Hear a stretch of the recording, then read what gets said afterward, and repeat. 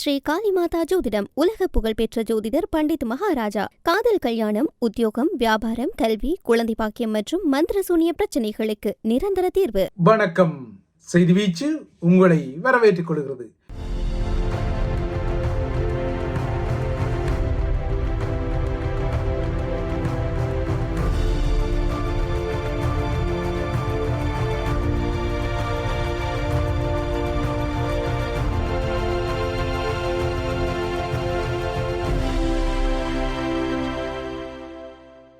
இன்றைய செய்தி வீச்சிலும் இலங்கை மற்றும் உலக நிலவரங்கள் காத்திருக்கின்றன.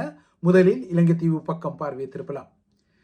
ஸ்ரீலங்காவுக்கு சில மணி நேரங்களில் 500 மில்லியன் அமெரிக்க டாலருக்கும் அதிகமான பெரும் நிதி இழப்பை ஏற்படுத்திய கட்டுநாயக்கா விமானப்படை தளம் மற்றும் ஸ்ரீலங்காவின் முதன்மை விமான நிலையமான கட்டுநாயக்கா விமான நிலையத்தின் மீது நடத்தப்பட்ட பெரும் ஊடுருவல் தாக்குதலை உலகம் கண்டுகொண்ட நாளுக்கு 25ஆம் ஆண்டு கடக்கின்றது.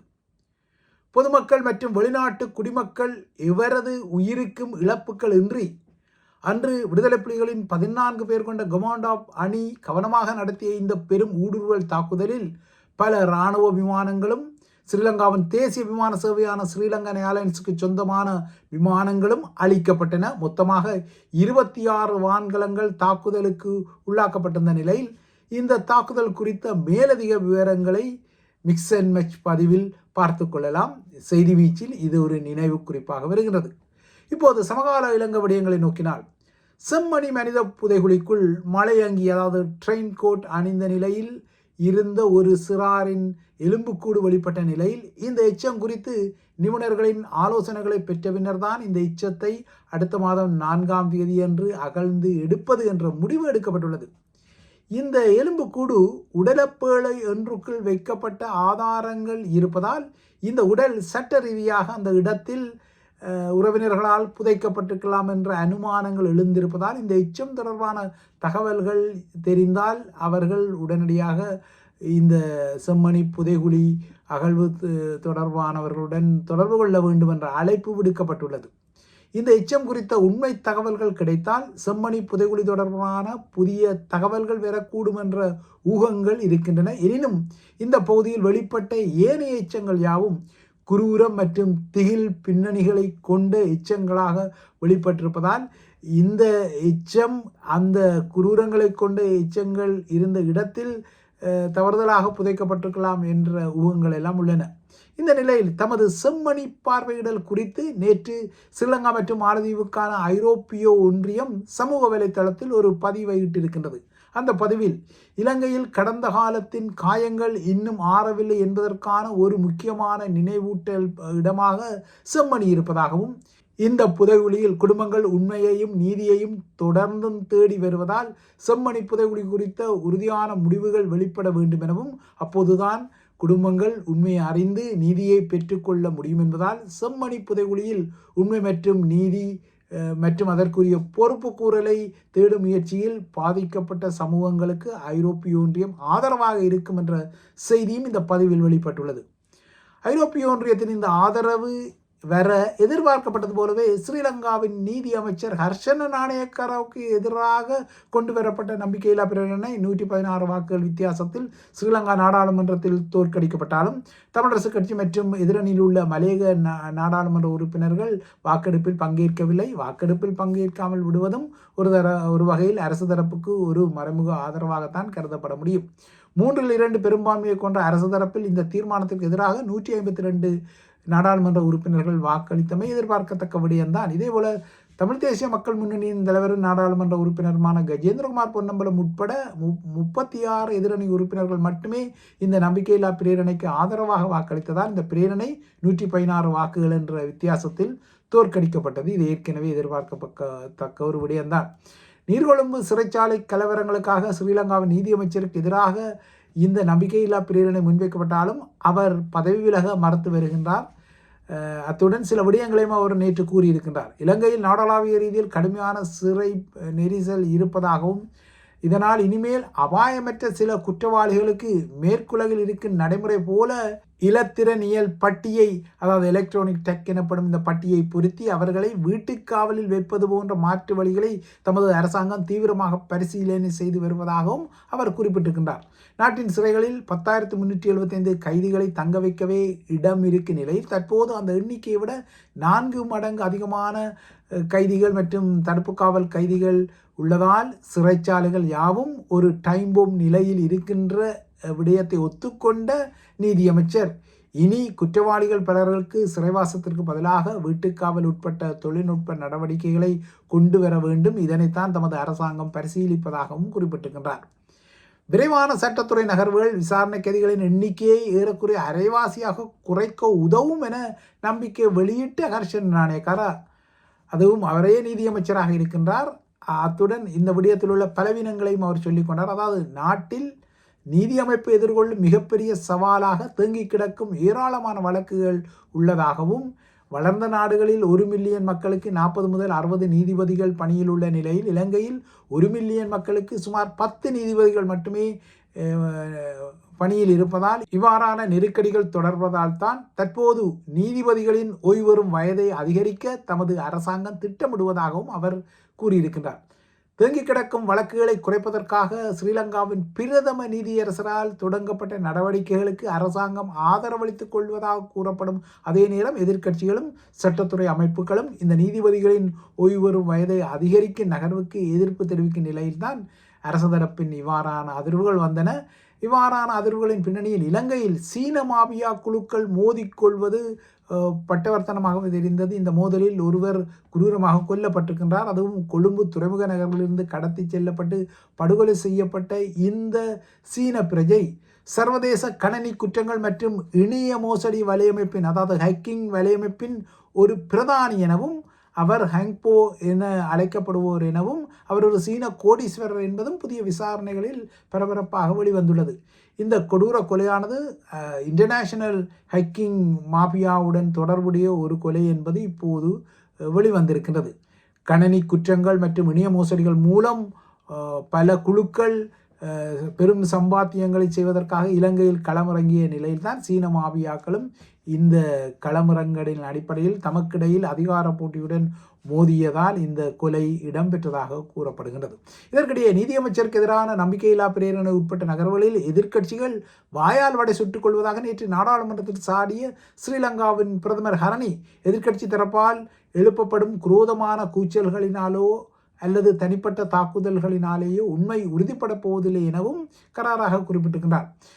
வடக்கில் சுயேட்சை எம்பி அர்ச்சுனாவுக்கு நேற்று கொழும்பு நீதிமன்றத்தால் பிறப்பிக்கப்பட்ட பிடியாணை விடயமும் நேற்று நாடாளுமன்றத்தில் அமளிகளையும் சர்ச்சைகளையும் ஏற்படுத்திய நிலையில் ஹரணியின் இந்த கருத்து வந்தது. கொழும்பில் கடந்த வருடம் காவல்துறை அதிகாரிகளின் பணிகளை அர்ச்சுனா எம்பி தடுத்ததாக கூறப்படும் குற்றச்சாட்டுகளுடன் தொடர்புடைய இந்த வழக்கு விசாரணைக்கு எடுக்கப்பட்ட போது அர்ச்சுனாவோ அல்லது அவரது புனியாளிகளோ நீதிமன்றத்தில் முன்னிலையாகாத நிலையில் கோட்டை நீதவான் நீதிமன்றம் அவருக்கு கைது ஆணையை பிறப்பித்ததால் இந்த சலசலப்பு நாடாளுமன்றத்திலும் எதிரொலித்தது. தன்னை குறித்து இவ்வாறான பரபரப்பான நகர்வுகள் நாடாளுமன்றத்தில் இடம்பெற வேண்டும் என்ற உள்ளூர திட்டத்தின் அடிப்படையில் தான் அர்ச்சுனா நீதிமன்றத்தில் முன்னிலையாக தவறியதாக எல்லாம் கருதப்படுகின்றது.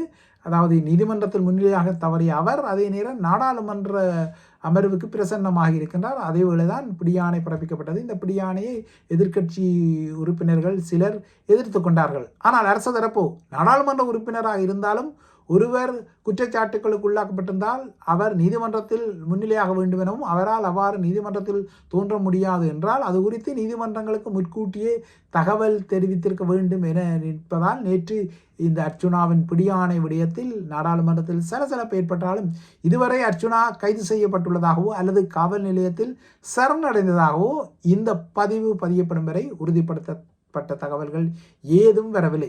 இதற்கிடையே நேற்று அமெரிக்கா இலங்கைக்கு நடைமுறைப்படுத்திய வரி, அதாவது இலங்கை உட்பட்ட 60 நாடுகளுக்கு அமெரிக்கா புதிய வரியை விதித்துள்ள நிலையில் ஸ்ரீலங்காவுடனான சில டீல்கள் காரணமாகத்தான் இலங்கைக்கு குறைவான வரியான 10% வரி விதிக்கப்பட்டதாக நேற்று செய்தி வீச்சில் கூறப்பட்ட நிலையில் இதனை உறுதிப்படுத்தும் வகையில் தான் செய்த முயற்சிகளால் தான் இந்த 10% வரி வந்தது என அமெரிக்காவுக்கான ஸ்ரீலங்கா தூதர் மஹிந்த அமரசிங்க கூறியுள்ளார்.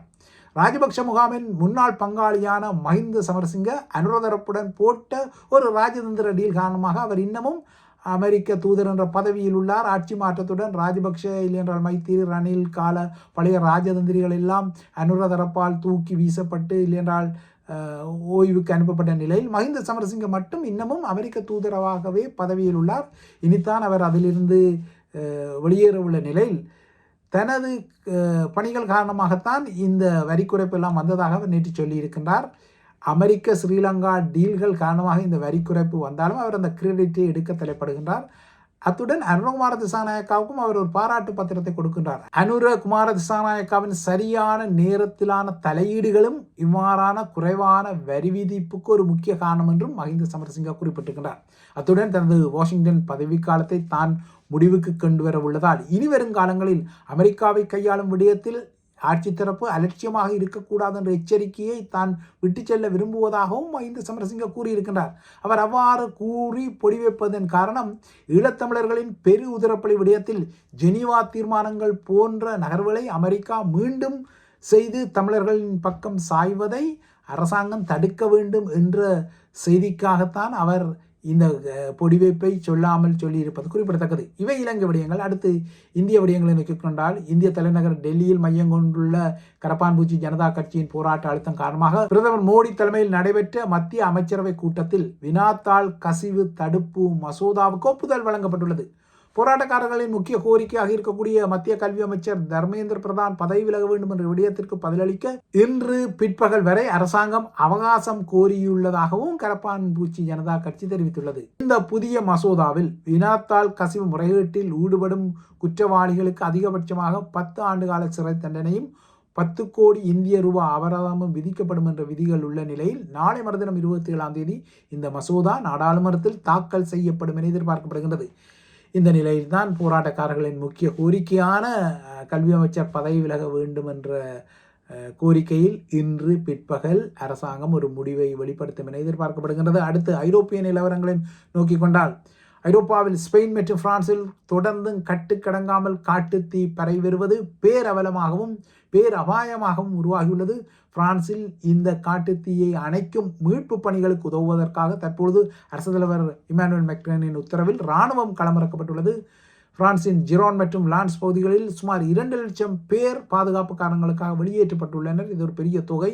மீட்பு பணிகளுக்கு உதவுவதற்காக இராணுவம் தற்போது களமிறக்கப்பட்டுள்ள நிலையில் முக்கிய நகரான போர்தோவுக்கு அருகே ஏறக்குறைய 60,000 பேரை வெளியேற்றும் நகர்வில் தற்போது பிரெஞ்சு அதிகாரிகள் ஈடுபட்டுள்ளனர். இதன் மூலமாக பிரான்ஸ் மற்றும் ஸ்பெயினில் காட்டுத்தீயிலிருந்து வெளியேறுமாறு அறிவுறுத்தப்பட்ட மக்களின் மொத்த எண்ணிக்கை 2,20,000 தாண்டியுள்ளது. தொடர்ந்து எரிந்து கொண்டிருக்கும் காட்டுத்தீ காரணமாக இன்று அதிகாலை வரை வாகன சாரதிகள் ஜிரோன் மாகாணத்தின் வழியாக பயணம் செய்வதற்கு தடை விதிக்கப்பட்டது. கடந்த புதன்கிழமை முதல் ஜிரோன் மாகாணத்தில் இந்த காட்டுத்தீ பெரும் தீயாக பற்றி எரிந்து கொண்டிருக்கின்றது. இது தற்போது போர்தோ பெருநகர பகுதியை நோக்கி சென்று கொண்டிருப்பதால் 4 நகரங்களில் இருந்து முன்னெச்சரிக்கையாக மக்கள் வெளியேற்றப்பட்டு கொண்டிருக்கின்றனர். பிரான்ஸை பொறுத்தவரை தற்போதைய இந்த காட்டுத்தீ பரவல்தான் நாடு இதுவரை கண்டிராத மிகவும் பேரழிவு காட்டுத்தீ என குறிப்பிடப்படுகிறது. இதேபோல ஸ்பெயினில் தலைநகருக்கு மேற்கே உருவாகிய 3 காட்டுத்தீ விபத்துக்கள் ஒன்றிணைந்து ஒரே தீயாக மாறியதை தொடர்ந்து இந்த தீயை தீயணைப்பு வீரர்களால் கட்டுப்படுத்த இயலாது என ஸ்பெயின் அதிகாரிகள் எச்சரிக்கை விடுத்துள்ளனர். மெட்ரிட்டுக்கு அருகிலுள்ள பல பகுதிகளில் தீ கட்டுக்கடங்காமல் பரவியதை தொடர்ந்து ஸ்பெயின் அரசாங்கம் தேசிய அவசரகால நிலையை அறிவித்துள்ளது. இப்போது ஸ்பெயினிலும் பிரான்சிலும் காட்டுத்தீ பெரும் பேரவலமாக வந்திருக்கின்றது. இவைதான் ஐபிசி தமிழின் செய்தி வீச்சு. தொடர்ந்தும் ஐபிசி தமிழுடன் இணைந்திருங்கள்.